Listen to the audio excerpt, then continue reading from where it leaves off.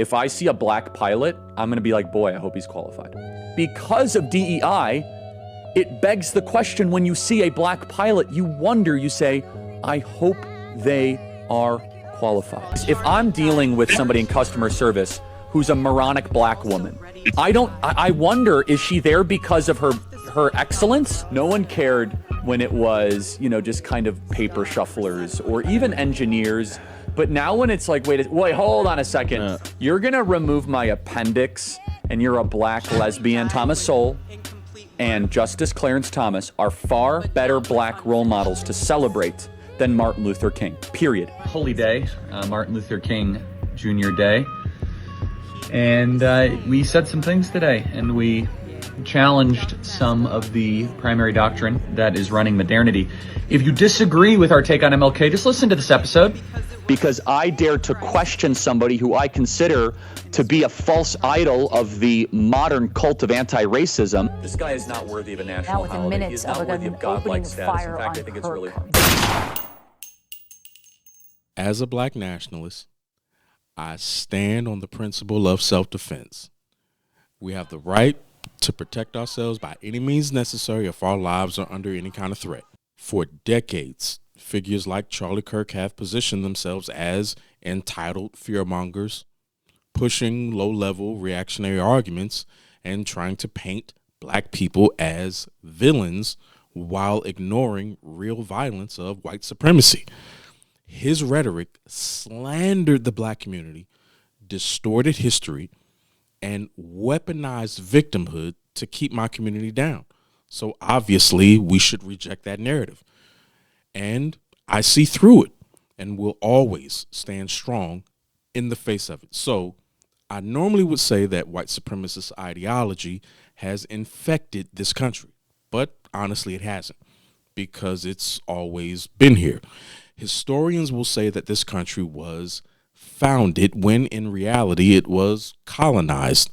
The so-called founding fathers were avid participants in the slave trade. So this set of beliefs came all the way from Europe, where there weren't even any Africans around for a time. This rationalization has been in the conservative mind for centuries. Once having the freedom to be able to say whatever they wanted to say, to now having to use coded language and hide behind certain frameworks. And when given the freedom, it manifested into what we have today. The open slurs, the disrespect of black women, and the minimizing of black achievement with DEI and all that crap that they're complaining about. White supremacy isn't a moment in history. It's a European tradition passed down from one Nazi to another. There's always been a Charlie Kirk in this country. That's the way it was set up. America is the global headquarters for white supremacist fear-mongering. Black Americans have had to put up with this bullshit since slavery. There's racism, there's white nationalists, we got Uncle Tom, bootlicks running around, we have police brutality, we have parts of this country that have been economically deprived of resources because of years of redlining. But despite all of that, my people have made it through. And the only reason we've made it this far is because of our ancestors who are watching over us to this very day. And when Charlie Kirk was assassinated, I swear to God, our ancestors were doing what they do best, watching over us as a demon was slayed by the hands of his own brother, who had the spirit of Nat Turner. And I know Uncle Toms and white people are in an uproar. I know you conservatives are in an uproar. You guys are so mad. I can feel it. But I'm not mad. But let me be clear. I do not support violence in any way unless it's in self-defense. Do I believe Charlie Kirk is racist? Yes. Do I believe he deserved what happened to him? No comment. Do I feel sorry for his wife? No. Do I feel sorry for his children? No. And why? Because Nazis can't be reformed or negotiated with. They don't believe in empathy or equality. They don't have compassion for people who don't look like them. They can't be left alone, and they can't be properly integrated in society because they're like cockroaches. So when Charlie Kirk got hit with that special beam cannon, I didn't cry about it because they didn't cry for MLK. They didn't cry for Malcolm X. They didn't cry for Tamir Rice. They didn't cry for Philando Castile. They don't care about black on black crime. Why should anybody care about white on white crime? So I'm interested in hearing your thoughts and opinions on this. And I'm interested to know, to some of the students that went to that racist ass school, or any white conservative for that matter in Utah, what happened in your life to make you so racist and full of hate? Do you feel like this may be a culture issue? I'm just asking. And, I see Nick Fuentes popping up a couple days after Charlie went to the Shadow Realm. He made references about not being agents of evil in the world moving forward, whatever. I was like, what the fuck is this guy talking about? We live in a predominantly white country. We have a president who's white. We have a majority of Congress that's white. We have a majority of the Senate that's white. Have a majority of the Supreme Court that is white. The majority of the companies in the U.S. are owned and controlled by white people. The media is white. The tech industry is white. The police department is white. The fire department is white. It's a goddamn snowstorm over here. The entitlement on you people is ridiculous. And you're not going to get anywhere with that victim mentality. I'm not racist.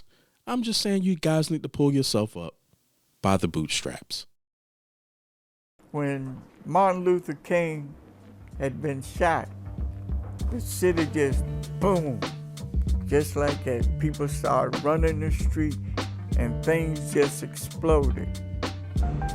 Apparently, two men approached the speaker's rostrum and discharged shots at him from apparently very close range.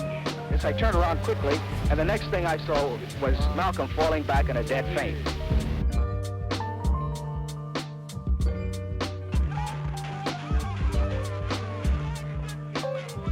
Artlist.io.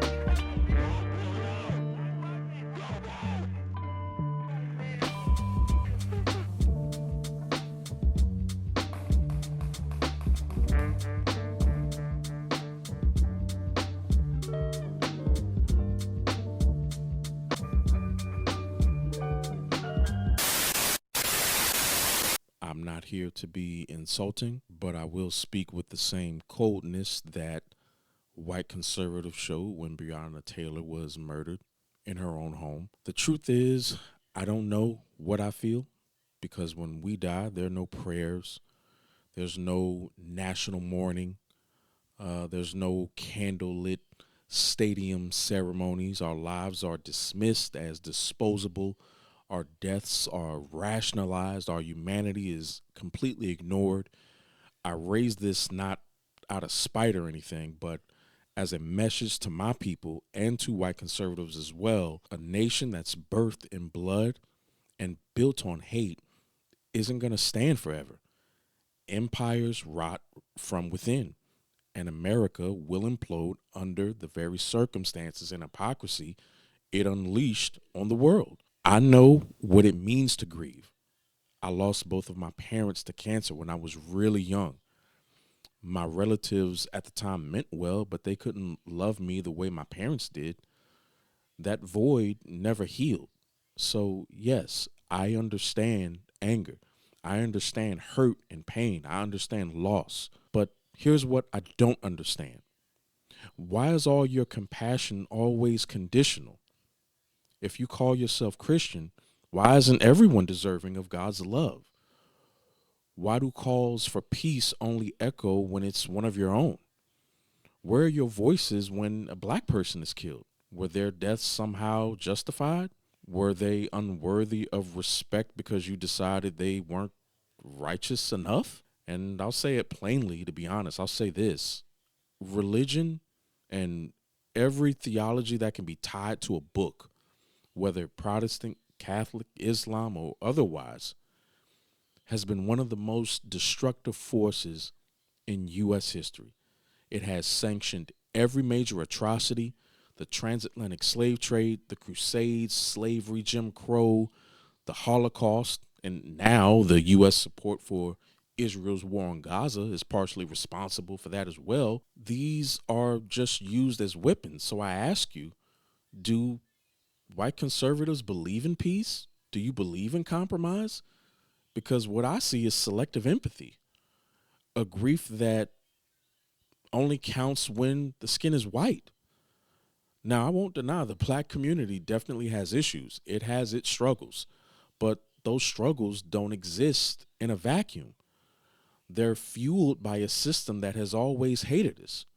And Charlie Kirk's platform reflected that system, and his rhetoric carried the same patterns of hate we've seen for generations.